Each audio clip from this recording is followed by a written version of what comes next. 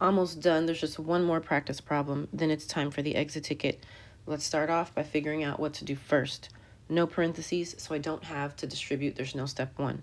Step 2 says combine like terms, and I do have like terms in the 5y and the 4y. They're both positive, so I just add.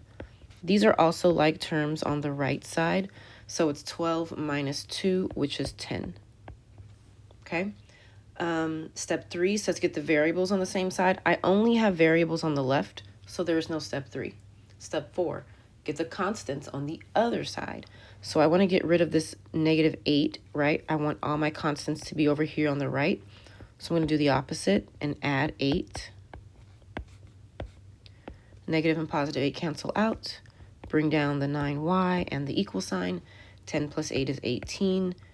Finally, isolate this variable by doing the opposite of multiplication, which is division.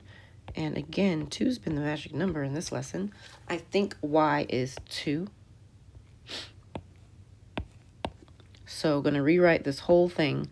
So instead of 5y, I'm going to put 5 times 2 minus 8 plus instead of 4y, 4 times 2 equals negative 2 plus 12. You can't just put the 10. You've got to make it the original equation when you're checking. No changes, okay? So 5 times 2 is 10. 4 times 2 is 8. And now you can combine 10. Negative 8 and positive 8 cancel each other out, so I can just cross those out. And I get 10 equals 10. It's the same number. Oh, there's no yellow box, so we'll just box the answer to show that it is correct. One more practice problem.